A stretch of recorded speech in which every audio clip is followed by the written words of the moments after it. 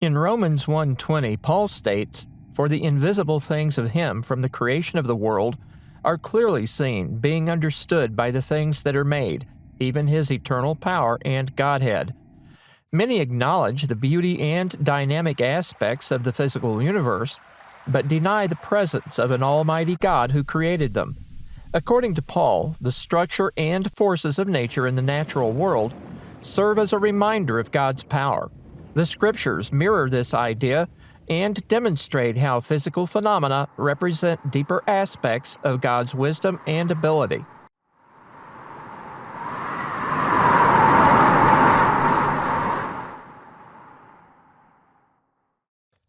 Covering 70% of the Earth's surface, water is one of the most powerful manifestations of God's presence and power.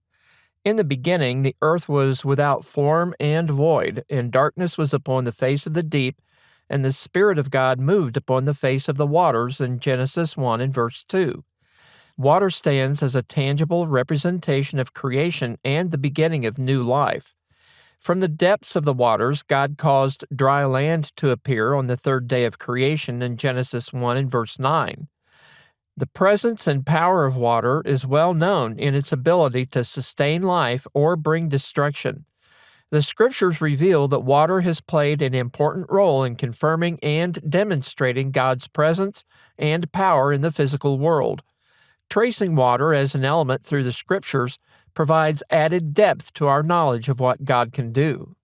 During the days of Noah, evil grew to the point that God first limited the lifespan of humans to 120 years in Genesis 6 and verse 3. As wickedness increased, God used water to cleanse and renew the world. Noah found grace in the sight of the Lord in Genesis 6:8 and was told to prepare an ark that would save the patriarch and his family. The scriptures describe the onset of the flood and the effect it had on the world at the time. In the 600th year of Noah's life, in the second month, the 17th day of the month, the same day were all the fountains of the great deep broken up, and the windows of heaven were opened, and the rain was upon the earth 40 days and 40 nights in Genesis 7:11 through 12. About a year later, Noah and his family emerged from the ark into a world that had been purged of corruption and renewed. Water symbolizes God's power to protect and deliver, as we see in the exodus of the Hebrews from Egyptian bondage. As the children of Israel left Egypt, Pharaoh sent his army to overtake them.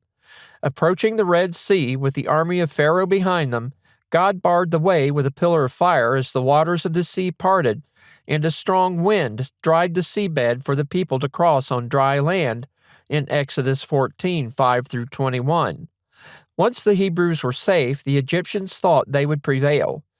And the Egyptians pursued and went in after them to the midst of the sea, even all Pharaoh's horses, his chariots, and his horsemen. And the waters returned and covered the chariots and the horsemen and all the host of Pharaoh that came into the sea after them. There remained not so much as one of them in Exodus 14, verses 23 and 28. The law of Moses is filled with images of water used to wash sacrifices before they were offered. Priests were to wash in the laver, a large basin placed between the altar of burnt offering and the door of the tabernacle. Priests were washed as part of their consecration to serve in their office. Numerous examples are given for washing as part of purification and other things under the law of Moses in the book of Leviticus. These were significant since they were commands of God and were to be carried out exactly as instructed. The penalty for not following these directions was death in many cases, or being cut off from their people and God for disobedience. The law itself contained many elements, such as water, that pointed to the fulfillment of God's plan to save all mankind through the Messiah. Paul draws on the deliverance of the children of Israel by the Red Sea as a type of baptism in which the people were saved from their enemies and drawn under the protection of God.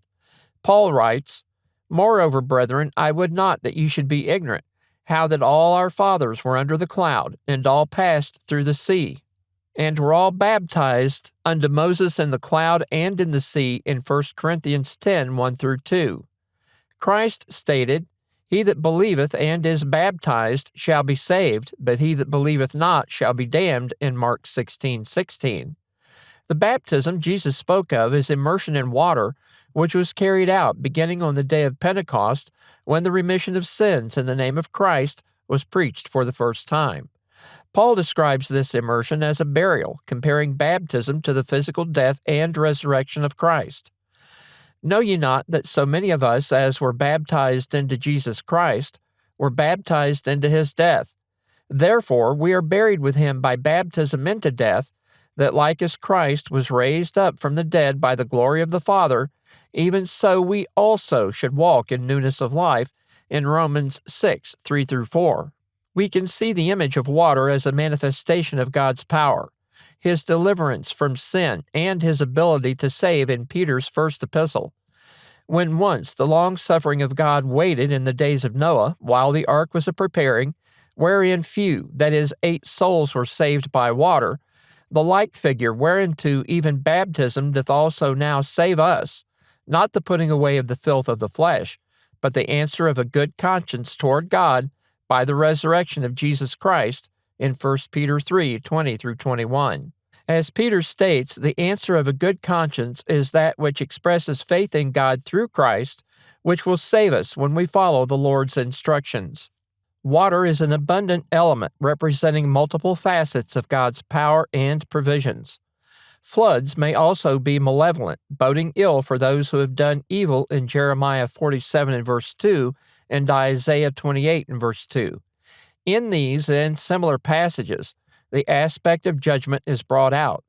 There's also the combined element of power and a sense of finality. In other places, we find that floods represent trouble, overwhelming problems that seek to engulf and destroy. From these, the Lord provides protection in Psalm 18:4 and Psalm 69:2 and 15.